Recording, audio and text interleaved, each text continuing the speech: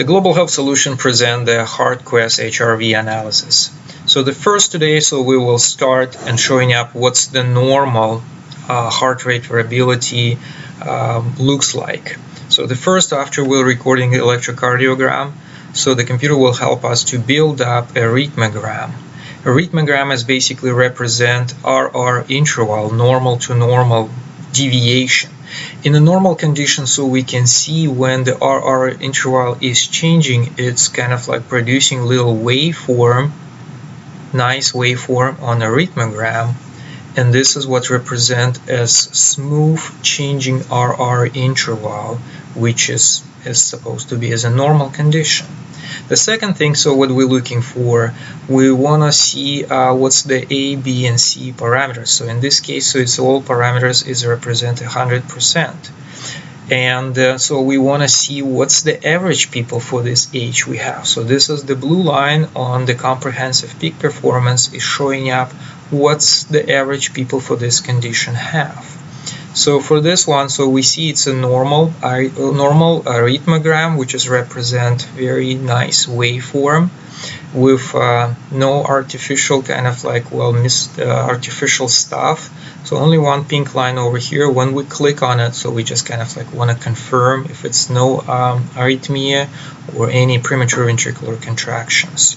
So this is how the normal RR interval normal rhythmogram is supposed to be showing up with nice A, B, C, and D parameters. Then we're looking for how this is represented on the histogram and a scattergram. So the histogram is basically showing up how much we have RR interval. So this is the bottom line with showing up the timing, and the top is how many percentage we have a specific R wave. And normal, so it's supposed to be kind of like triangular, so triangulars kind of like this, so it's a balanced autonomic nervous system, and a motor between like 30 and 50%. For younger people, it's a little bit lower, like in this case we see, but sometimes we need to see if it's well lower than 14, so it's probably some arrhythmia well affecting, and so we can see kind of like this histogram. Another good parameters to check and see if it's well related to the normal rhythm or its abnormal rhythm, it's scattergram. So the scattergram is showing up what's the affecting the autonomic nervous system, how the autonomic nervous system affecting the heart rhythms. And the normal is supposed to be kind of like oval shape, and it's like in a green zone or yellow zone. So this is what they kind of like represent a normal heart rhythms. This why so autonomic index of the heart rhythm is showing up what's the normal for this condition. In some cases when it's high, it's showing up so there's some parasympathetic dominance, but you need to see and differentiate from the normal oval shape or kind of like white cloud, so we call this kind of like, which is like dots will be everywhere. So this why so we see it's over here, so it's normal distribution, normal clouds. And then so this we know, so this is a normal rhythm. This is the case what represent is arrhythmia.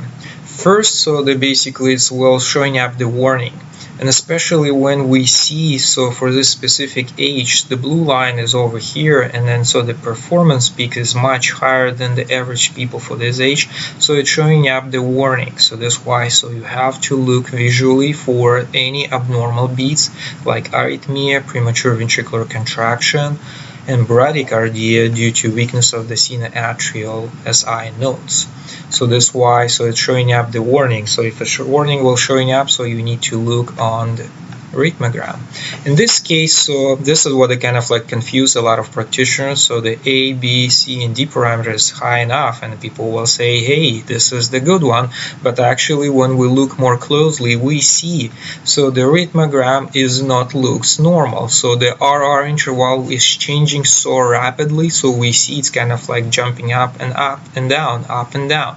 So usually we call it's not waveform, it's called kind of like comp. So it's kind of like a little fence one, so it's going up and down, up and down, up and down, so very quickly. So this is kind of like represent arrhythmia. And this why, so the formula which is kind of like helping up to calculate, so they calculating the minimum RR interval and the maximum RR interval, and this why will give them false positive numbers. Like in this case we see it's kind of like numbers is running from 82 to the 100, which is kind of like, well, think there's some practitioners thinking so it's a normal, but actually this is abnormal. To confirm this, so we go to more into histogram and a scattergram. And then the histogram will showing up, so see it's kind of like it's the shape of the histogram is more kind of like white, and it's more in the blue zone because the patient have a little bit more bradycardia. And then so this why it's kind of like bradycardia is showing up, so the sinoatrial nodes some imbalance. And to confirm this is the scattergram. So you see the scattergram is it's not a normal cloud shape, it's kind of like well distributed everywhere, so it's kind of like little white cloud shape. And sometimes if it will be not singular, so it's kind of like everywhere, so this is kind of like sign of arrhythmia. So when you see like this one, so we recommend to stop interpretation on the second icon, not go in more in deep, because they will give you the false positive information. So the first and the second screen, so this is what's kind of like will give you some information and confirm so the patient have an arrhythmia.